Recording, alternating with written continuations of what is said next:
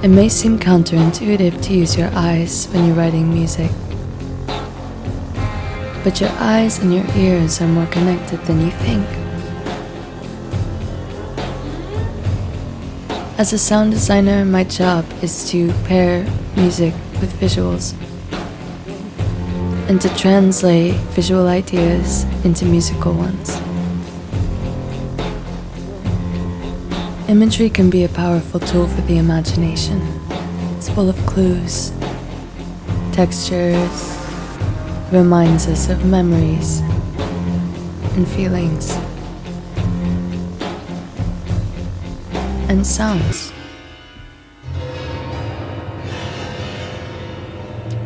Parts of history. What instruments did they use in the medieval times? What did they wear? What am I wearing? What are you wearing? You'll never come closer to where they meant to. And sometimes music can change our perception of a visual. It can change the tone of an event that we are watching on our screen, or it can change our mood as we're walking down the street.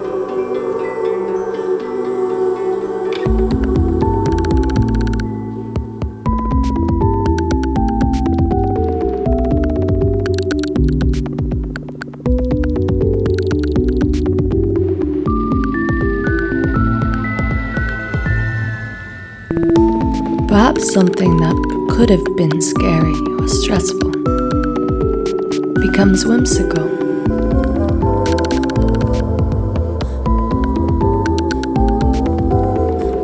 And suddenly that spider crawling up your arm is not an enemy, but a potential friend.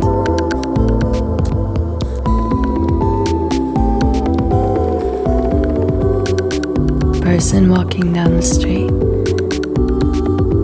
has an internal monologue, or they're remembering something, and the music that you hear in the background helps you to imagine what that person is feeling.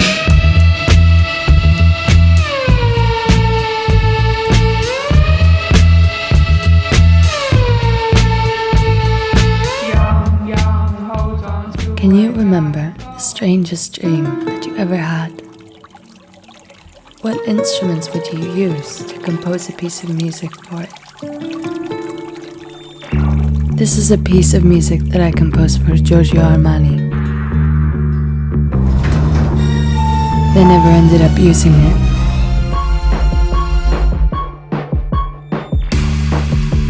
It was meant to be an elevator ride full of chaos and a woman sensually applying her lipstick.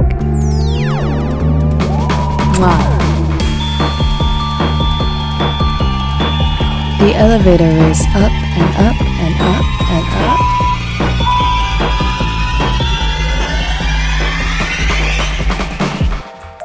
But I later was experimenting with this, and I remixed it with visuals from the Japanese film Belladonna of Sadness. And in the same way that music can affect the way that we perceive a visual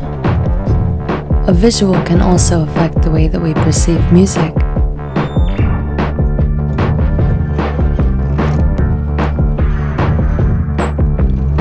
And so we have an infinite mix.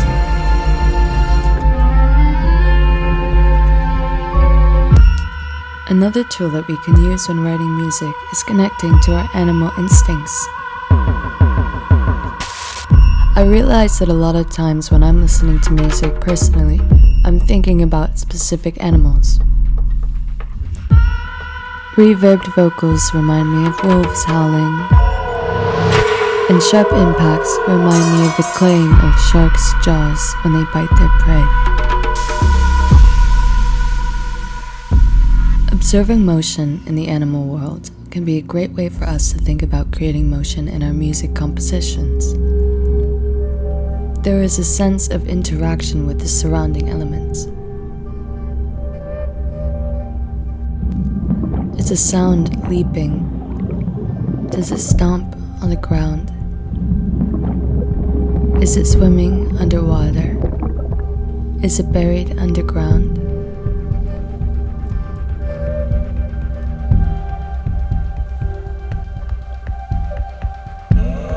I wrote this piece for a choreographer in London and her dance film. It was my first time ever writing a piece of music just for dance.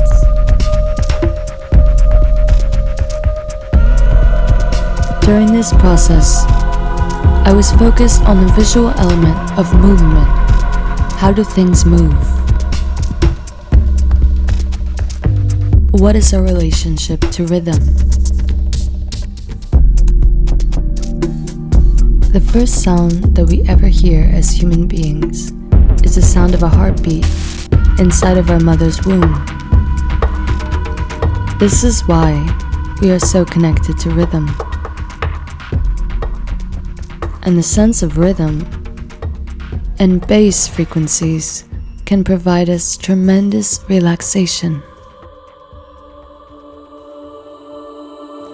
Before we're born and before our eyes can see, our sense of hearing gives us a window to the world outside our mother's womb.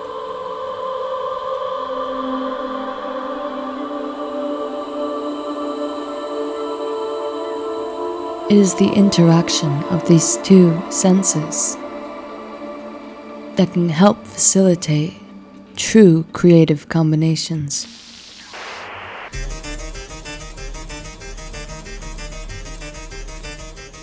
Whether we are trying to emulate a vision, or trying to bolster it, or trying to subvert it, we know that we can always rely on our sight and vision to help influence our musical endeavors.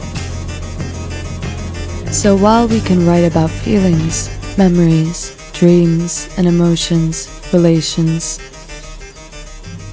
if all else fails, we can turn to our sight.